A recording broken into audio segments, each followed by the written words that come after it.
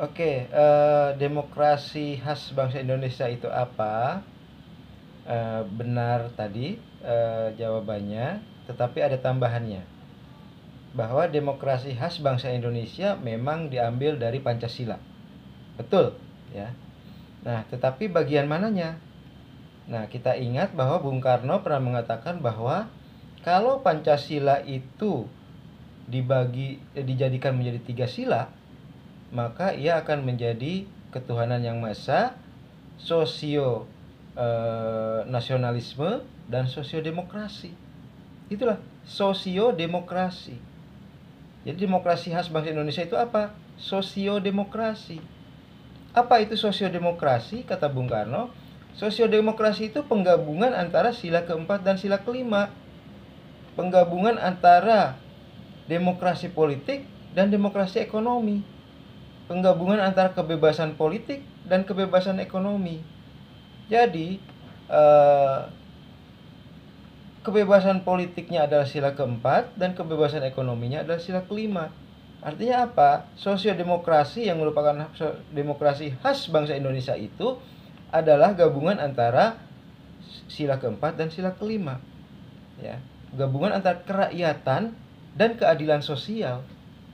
Demokrasi khas bangsa Indonesia tidak hanya bicara tentang politik, kebebasan individu, tetapi juga bicara tentang keadilan sosial, bicara tentang kebebasan ekonomi. Bagaimana rakyat itu mendapatkan keadilan secara ekonomi, gitu. Nah, itulah demokrasi khas bangsa Indonesia, sosiodemokrasi. Kita lihat misalnya demokrasi liberal di barat. Demokrasinya maju, ya. Kebebasan individunya luar biasa. Tetapi kita lihat banyak sekali orang-orang yang keleleran di pinggir jalan. Ya, kalau Anda nonton YouTube misalnya di Las Vegas itu banyak sekali, atau di mana saya lupa daerah mana itu, banyak sekali orang yang keleleran di pinggir jalan, tidak punya rumah, tidak punya penghasilan, ya. Hidupnya hanya menunggu belas kasihan dari orang lain atau dari lembaga donor, gitu ya. Nah, itulah demokrasi liberal.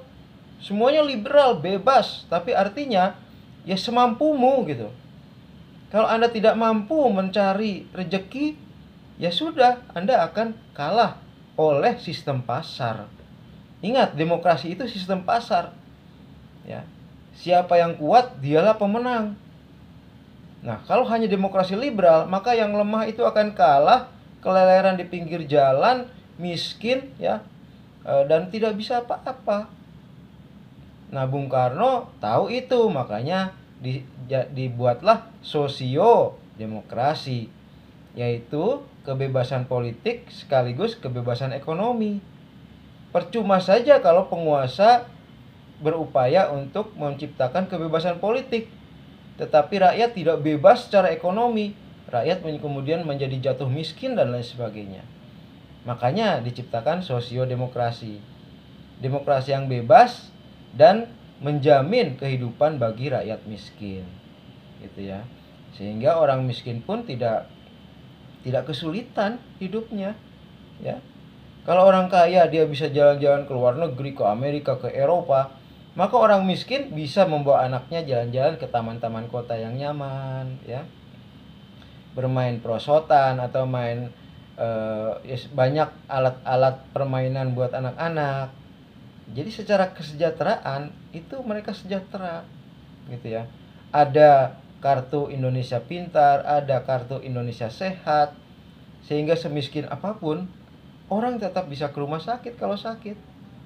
Semiskin apapun orang tetap bisa makan karena ada kartu Indonesia Indonesia Sehat, dan kartu Indonesia sekolah itu, ya. Anaknya tetap bisa sekolah, gitu ya. Nah, itulah sosiodemokrasi, ya. Kalau di Eropa kan di Skandinavia ada namanya demokrasi sosial, social democracy. Nah, itu kira-kira seperti itu, tetapi tentu saja berbeda karena Indonesia punya Pancasila, ya. Eropa itu demokrasi sosial tetapi tidak memakai Pancasila, gitu, ya.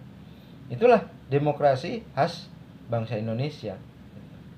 Demokrasi yang menjunjung tinggi kebebasan secara politik, tetapi juga berupaya untuk menciptakan kebebasan ekonomi bagi seluruh rakyat Indonesia tanpa kecuali.